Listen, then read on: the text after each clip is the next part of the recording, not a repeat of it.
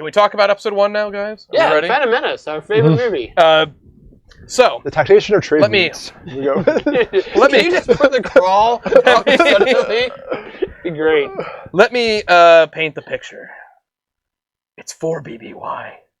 Whatever the hell that means. You wrote this all down. Look at this shit. Don't look at my notes.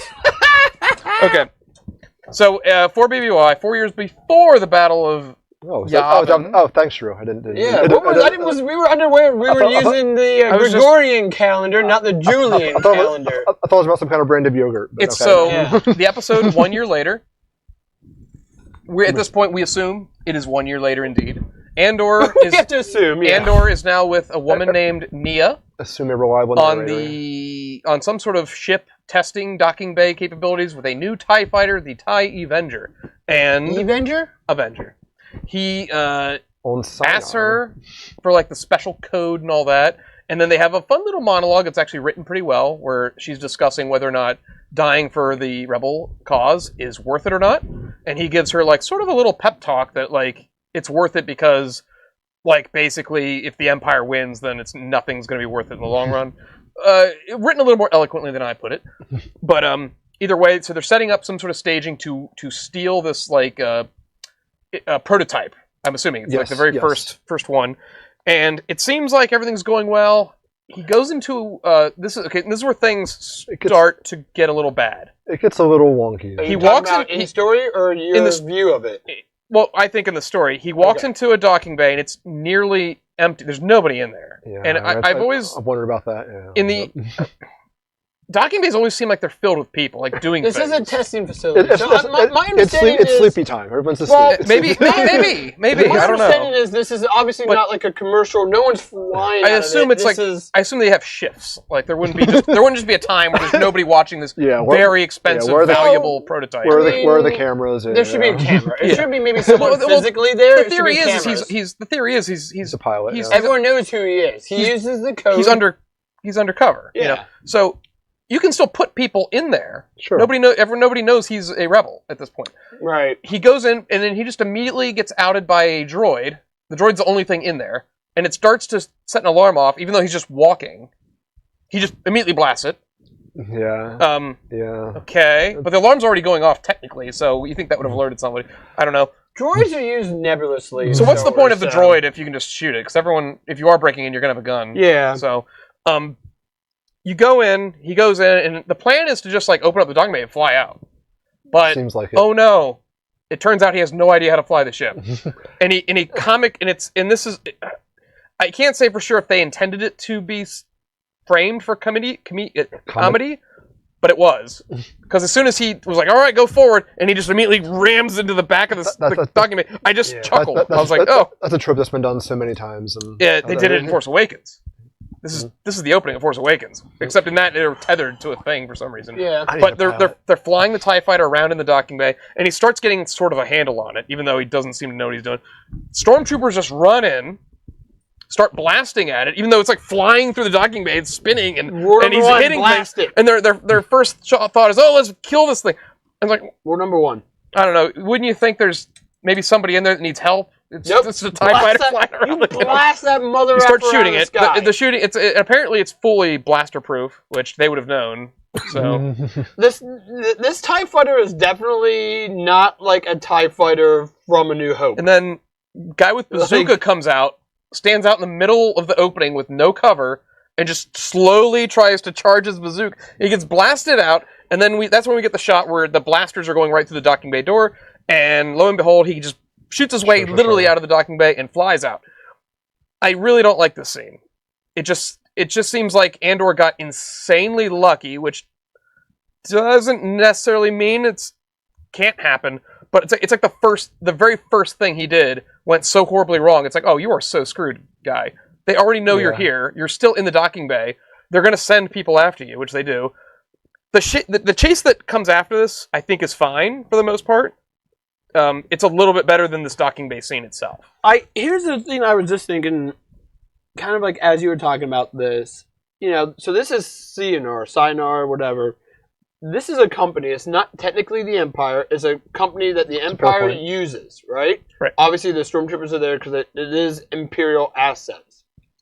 So it is, like, I was thinking about this in that vein of, would they immediately assume someone like Cassian stealing that TIE fighter is a member of one of these different rebellion splinter cells? Well, regardless of who's stealing it, I think they would crush them quickly. Right, no, I agree with that. But, like, my point is, like, should there be more galactic wherewithal of this TIE fighter being stolen? Or is it, like, they just think it's just some random local stealing it type of a thing? Well, one thing that I don't know, like, I would assume that something like this would have a built-in tracking way to track it. Well, like, here's the thing. We don't know why he wants it yet. So here's the thing, too, though. If we really want to go down that rabbit hole of assuming, like, why is this not tracked? Why Star Wars can really be diagnosed with our modern technology, even though it is sci-fi way beyond our technology in a weird way. Yeah. Because, like, Leia would never have to have physical plans, right? Like, email that shit, right? The internet should exist tenfold in Star Wars. But the Empire did have the foresight to track the Millennium Falcon out of the Death Star. And stage a fake, like, attack on it. Just I do agree with that. I think if we... and this is also just all movie, film stuff. I think Star Wars is a big part of where we go with that. Is if you really think about it, like, real life, like, when I worked at, like, FedEx, and this is now 10 years ago, like, over 10, this is almost, like, 15, 16 years ago now, when I worked there, every one of their routes, those drivers had tags on them. You know what I mean? This is like 2006, 2007. We had tags and stuff. No, I totally get what you're saying. I'm just saying it's a weird thing. They wouldn't have a way to follow this prototype. My point is where I'm getting is I'm okay with it, but it's a fair point. And even if they can't track it, the fact that he's just learning how to fly it and he can't, and he gets away and he's bumping into things left and right and just not seems to be taking any damage. It's insane. I think I'm with Tim on this one. I think if you get too critical of, like, well, why is this not tracked? Why is this not? We get too bogged into, like, everything. I'm like, you can kind of look for a plot hole in any way if you want to look for the plot hole. Right. I think saying why is this not tracked is probably looking for a plot hole. So we need a little bit more context, I think, because we don't know exactly what's so special about it. Right. It seems to be invulnerable, as far as what I can tell. It doesn't seem to blow up. And it doesn't even have, like when he's... I would say that's a bigger issue than it not being tracked. The fact that it seems to take unlimited damage. And it's just sitting there in the jungle floor, like, yabbing. Yeah. That's a thing in Ahsoka. There's no scratches on it, nothing. It makes me wonder, why didn't they end up mass producing these? You know, because imagine if those are the TIE fighters they had to deal with in Andor, that just, like, obliterate everything in its path. Because Vader wanted one, then he said, "Oh, nobody else can have it. This is mine." Here's another issue that we'll get into in the sense of Star Wars has never been good at scope, with economics, at anything. Yeah, like, where all these raw materials coming from? Well, right. Like, no, seriously, like, when you mention, like, why was this version, like, why is this TIE fighter not mass produced instead of, like, the TIE LN, right? Yeah. It's probably because in universe you could come up with the excuse that the TIE LN is cheaper. But, like, we are not shown that to any degree. We're not shown even what makes a TIE. We don't know what the economical level of the Empire is. We don't know how many Star Wars stores does the Empire have? We have no idea. Well, in the meta of things, I would say that the reason this is the way it is because there were so many complaints about last season being boring. And so maybe somebody was saying, like, we need to open this up with an action sequence. Right. Because you could have just written this in a way where... I think that's right. You could have just written this in a way where he just steals the TIE. Plus, any show... Because at the end of the day, he still goes to the planet where he drops the TIE off. The chase sequence doesn't really matter. I mean, and also in any show, though, regardless of maybe past complaints, usually there's a kickoff. Like it's like writing a book. Like a James Bond movie always opens up with a sequence. And that's like any movie or show. Indiana Jones is famous for that too, right?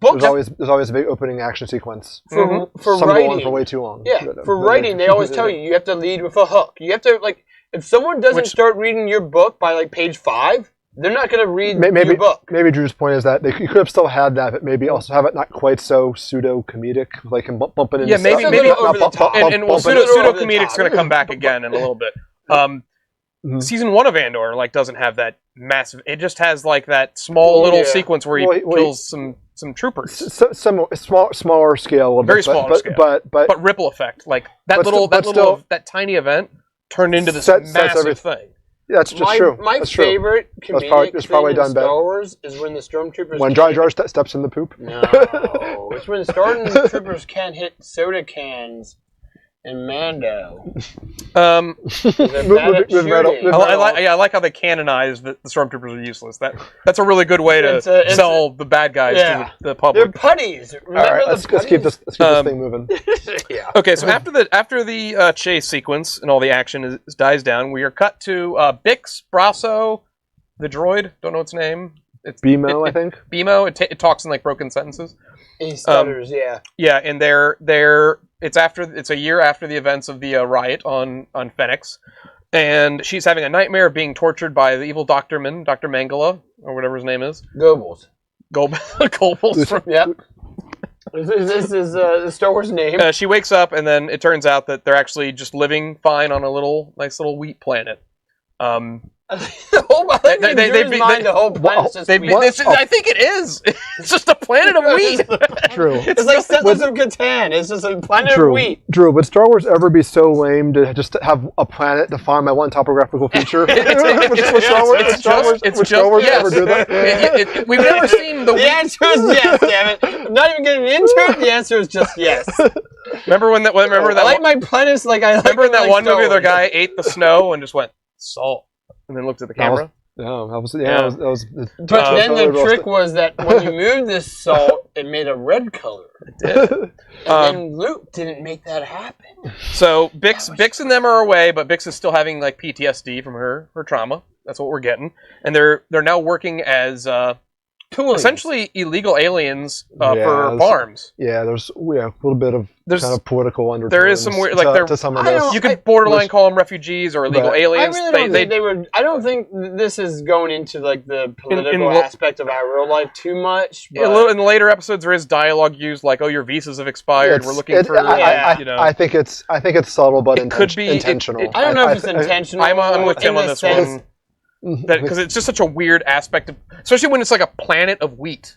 You could have. It's like your visas. Like you could have changed. I think they could have used different words to it. There's one way of line where they say, "Oh, I know you're illegal." Well, I think that's one way of line that they say. The point they're trying to get at is just that the Empire has clamped down so hard. They want to make sure they know who's. It's like the Roman Empire taking a full censorship of their... Because Mary has to get back to Bethlehem. Exactly. That's I think, what they're really trying to say. I don't think that's necessarily politicalizing for our current climate, other than maybe wordology. But either way, I'm fine with the arc of the characters trying to restart their lives in a way where they're at least assisting.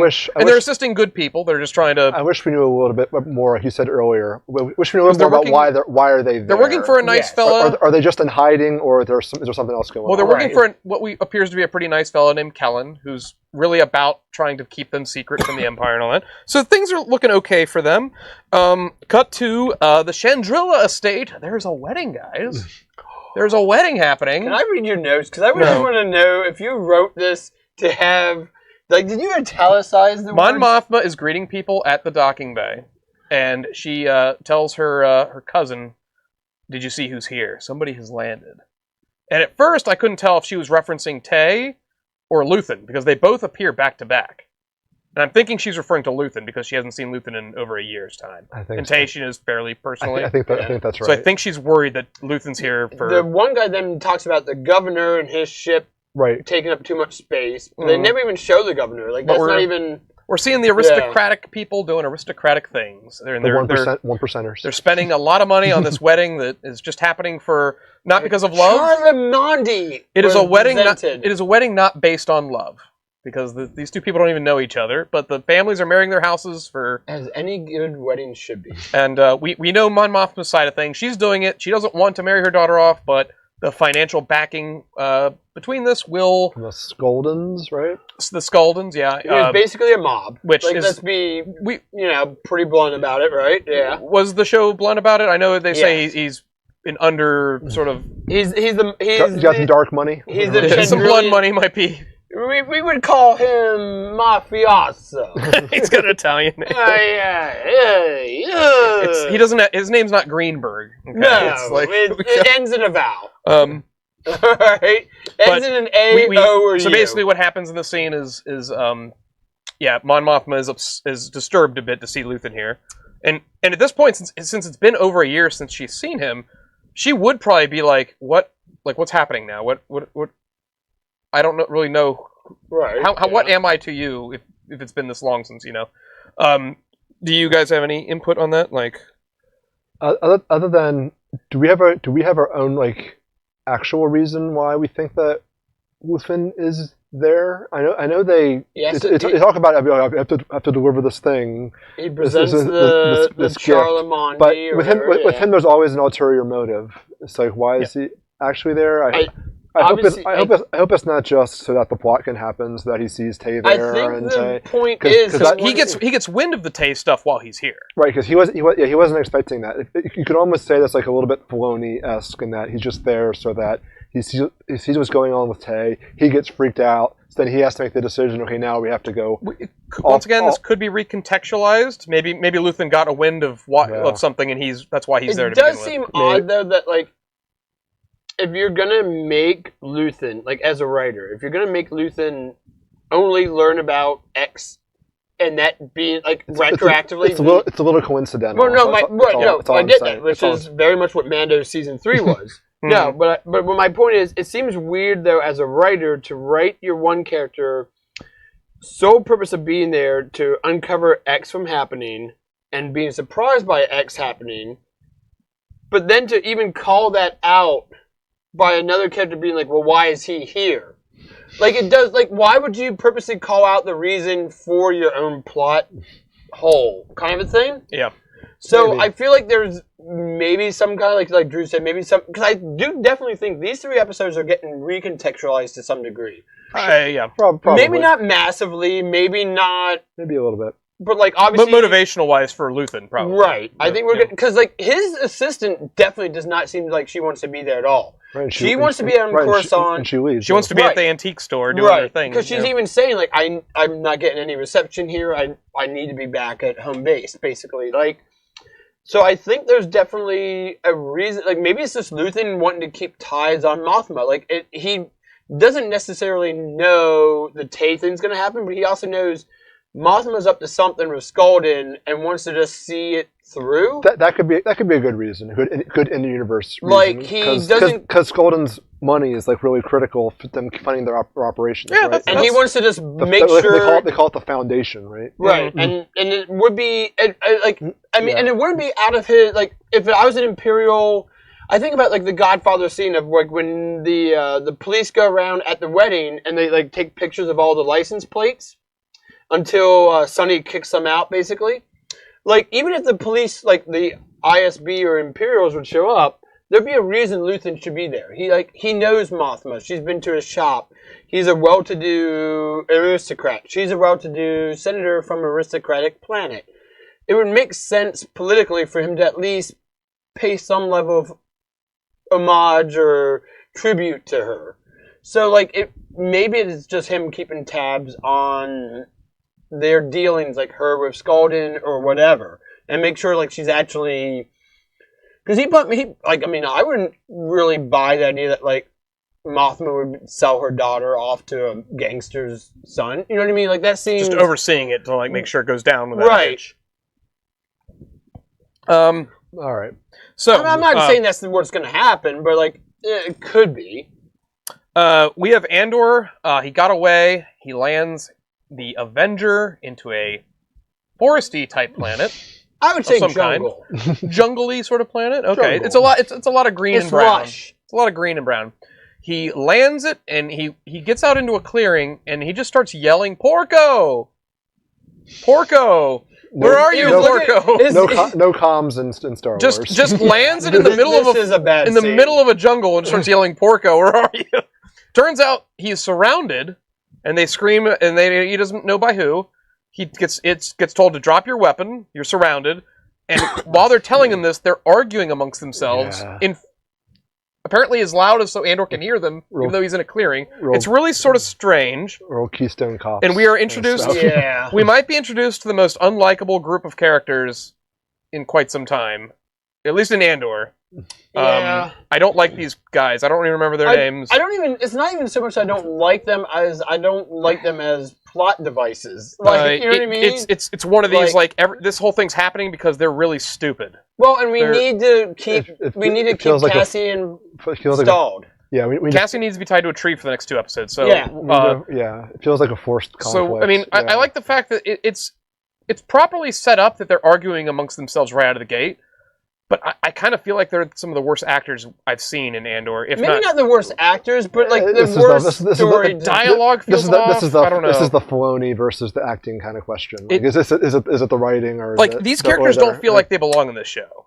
That is what I agree. It feels really odd because of how they're arguing. They are apparently a part of a splintered rebellion cell that got left. They themselves or something.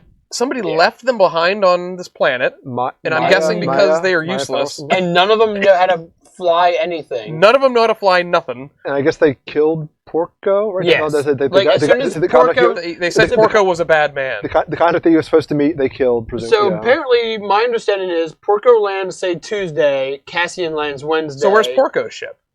That's the thing. I think that's the one that's grounded. That they crashed. Okay. That's my understanding. I could be wrong. So that was the ship Andor was going to take off, and Porco was going to take the Avenger.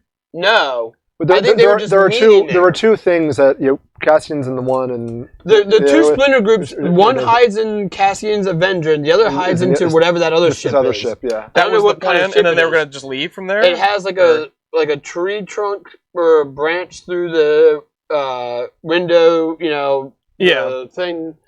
It just feels off. I think maybe you could do this better if the dialogue was better, or the I don't even know if it's a dialogue issue. Honestly, I think it's just a. I think it's a plot device that you need more. We need more context for why they're there. Why were they left there by their leader? I think the idea is we need to tie Andor up, and they would probably internalize writing group thinking, how do we tie Andor up? We can make he's being captured by what is essentially the side he's on. Right, and I think so that makes it to them, that kind of reinforces the theme of splinter groups don't always work. Right. But it feels very bad. I don't even know. I was going to say, for a brief... Very eloquent, thank you. Right, yeah. You were about to really dive into Webster's there and grab a really great word. It's too on the nose, too sledgehammer, but also just not good. Early on in this whole sequence goes on till the end of the episode, so I'll just talk about how it basically just goes down that he gets captured, and they just are constantly arguing amongst themselves over who's in charge. Blibbity blobbity blue. It's like a bunch of kids. At one point, it's like Lord of the Flies. I was going to bring that up. At one point, Andor looks like they're setting up that he's going to start using psychology to mess with them. Yeah, but then that sort of a little bit, but. They just end up killing each other anyway. It doesn't really go anywhere. He does do some subtle things. When he's taking the drink, he goes, you should probably start saving water. It won't rain forever. There's a tarp over there. Yeah, and it's also a subtle hint from him, hey, I have been here before. I'm not bullshitting you guys. Yeah. I am telling you the truth. I am who I say I am. I don't know if it's episode 1 or 2, but there's a big deal about food and water. That's episode 2. Because of the whole melon thing. And then it's why you guys have been here for a couple days? You would have at least food would have occurred to you by now that you need to start. It's so weird and bungled. I don't know. My only take from that was they assumed they'd be off planet by then. So they didn't have the rations. But you would just start looking naturally for food if you get hungry. But once you're marooned, you would go into a oh crap kind of mode, and you would start trying to. Maybe the thought was someone would come back. I don't know. So the episode basically ends with him, the two groups shooting at each other, and they basically an already splintered group splinters even further, and Andor gets pulled with one group while the other group. One group has the tie, the other group has a little thing that they're hiding in.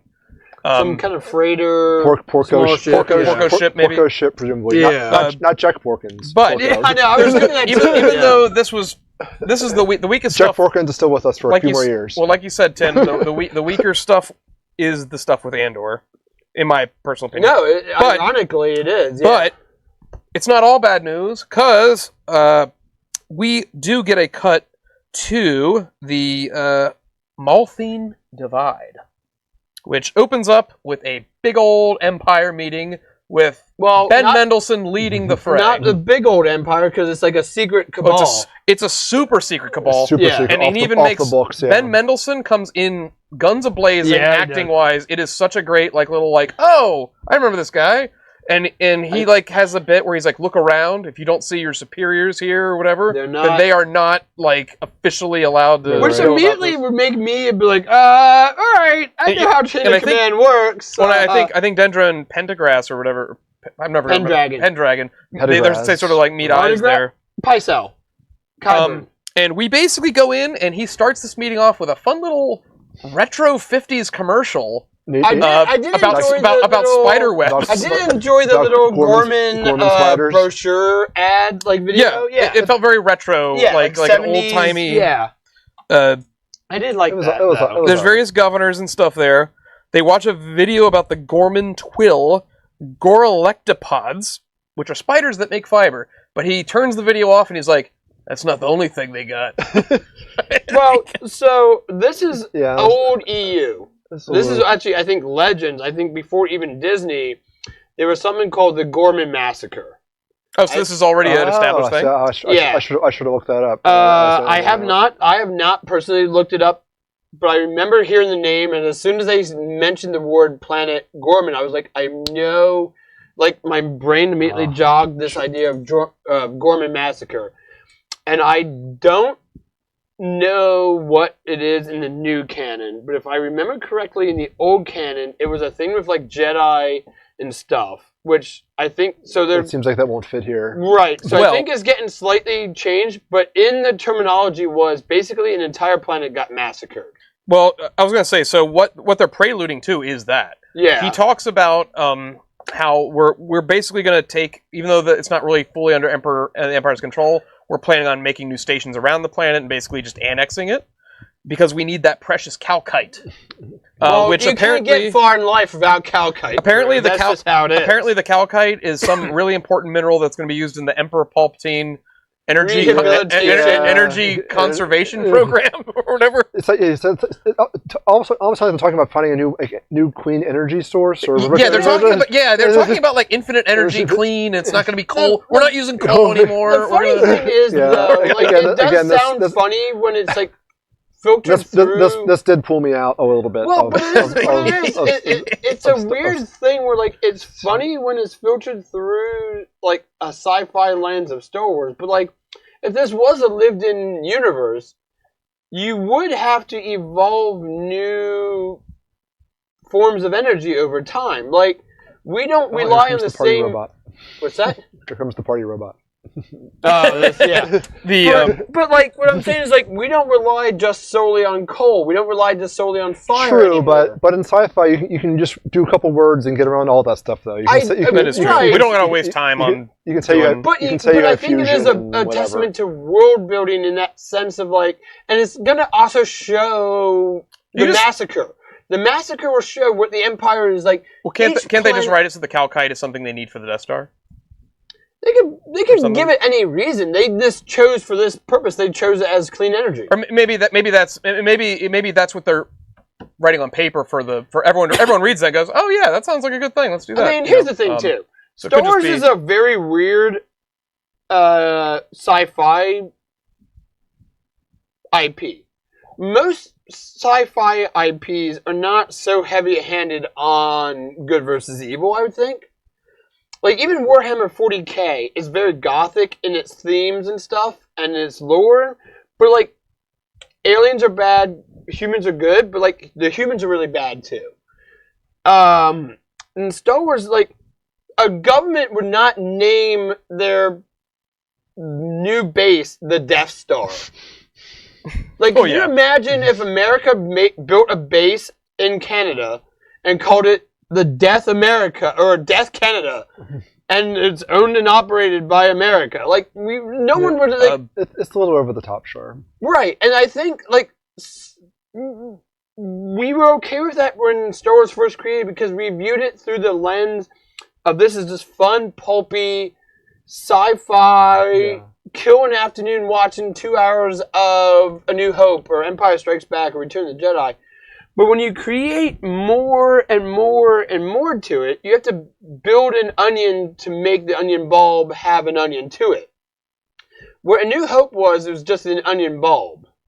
And when you want to have a good genre, like when you think of like Game of Thrones has an onion and you peel back the layers to it. Lord of the Rings has an onion and you peel back the layers to it and you learn more about the planet, the world building. Star Wars did it like retro. Like Star Wars had the bulb and then tried to build an onion around it. And you have to then peel it back to learn things about it. And in that sense, like you have to create terms like Stardust, which was like one of the things that like Jen Erso comes across when she's going through those archives, like things like that. Like you have to like retroactively make new factions. You have to retroactively make a canon of like the Dothmari witches and the Mando universe and this and that. And I think sometimes it comes across very helter-skelter and not well, but other times it can come across somewhat cohesive, and I think Andor is trying to make it somewhat more cohesive. In government speak, in bureaucratic speak, maybe this is just more or less Grenick trying to get something for his Death Star project, which is like his baby. Right. But he wouldn't just call it like the Death Star fuel situation. Like, because that would sound dumb. Emperor wouldn't go for it. Tarkin would, like, if I'm the governor or the Moff of like Tatooine, I'm not going to okay something that's happening on Alderaan. You know what I mean? Like, look at how America is. A California person doesn't... Let's not get too derailed here. But no, but like in all honesty, though, like, a California person doesn't really care what happens in Florida insofar as what a Florida person doesn't care about what happens in California. You care about your local area because that affects you and your family. Right. So if I name this the Death Star Fueling Station Project... Mm-hmm. People won't care about it unless I call it like the new fuel efficiency situation. Yeah, and that sounds like it's much more galactic. I'm fine with it just like being thrown as a term. It made me chuckle when I heard it because it reminded me of the Emperor Palpatine Reconstruction Center. And I think that's just silly. We dovetail into the humor aspect of it. The Emperor's energy conservation program is a silly thing to say. Just because we know he's an evil Dracula man in a cloak. See, and this is like what I said, though. Like, I think new Star Wars has to come up and has to abut the idea of how old Star Wars was so black and white.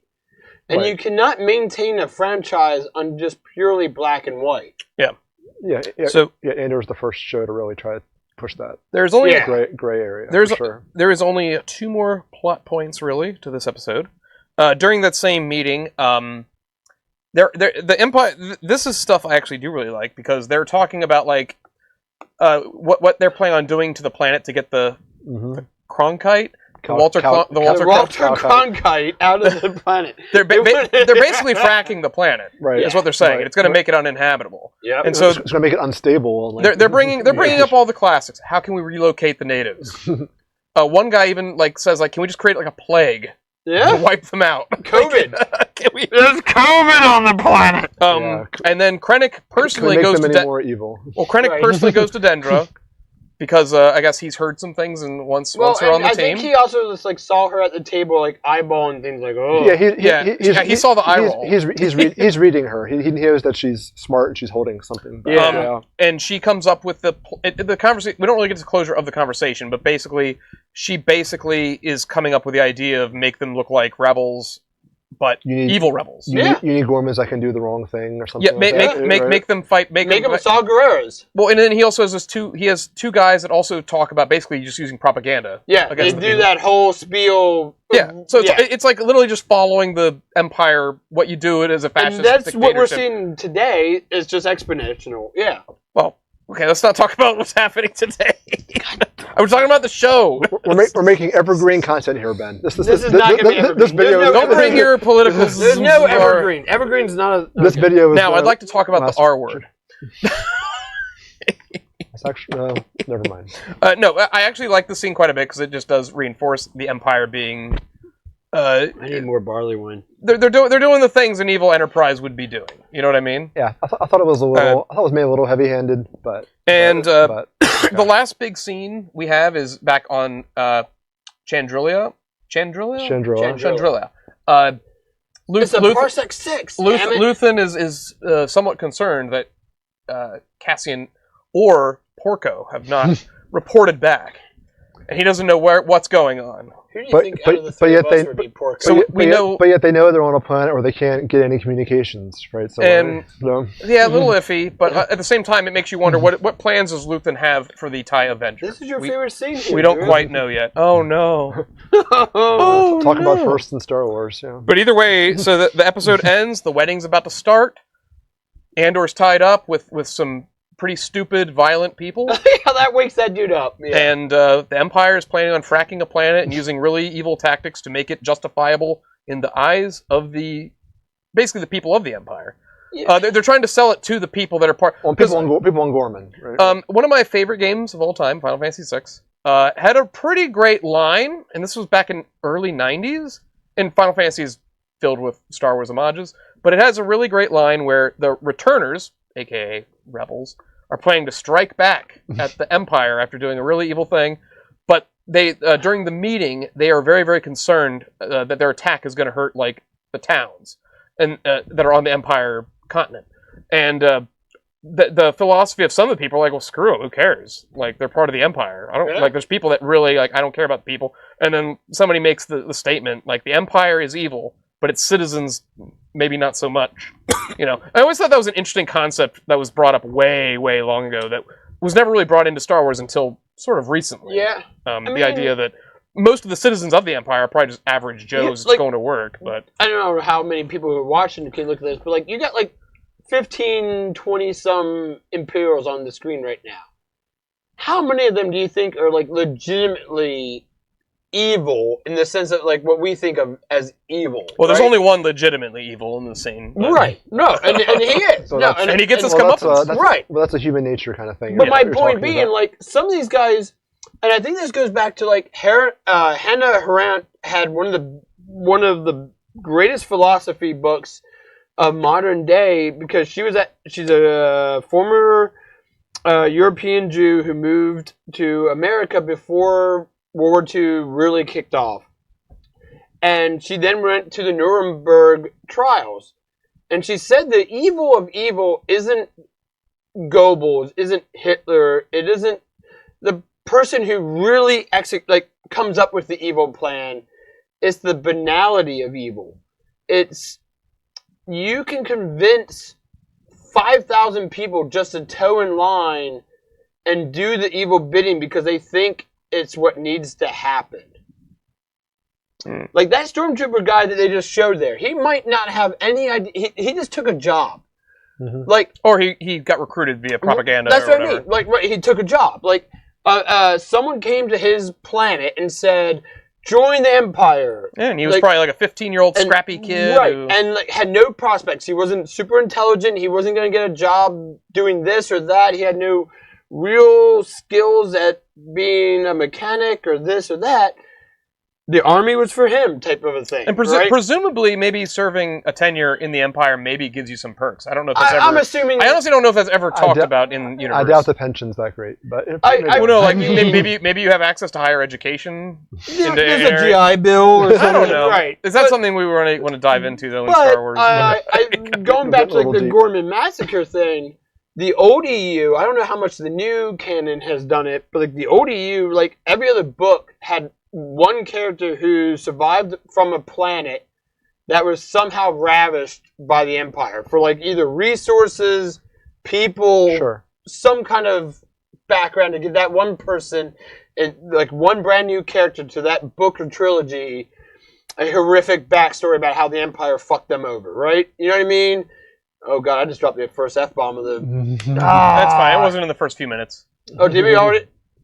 What? Oh, it was in the first few minutes. All right, we're good. Well, I mean, don't excessively use it, but... Are we live? Well, we've been live for 2 hours. Oh, sweet. So episode 1. It's okay. No, we're done. I'm not. That actually, what I was going to say, everything I said wraps up everything that happened in episode 1. I was going to hand it over to Ben here. For episode 2...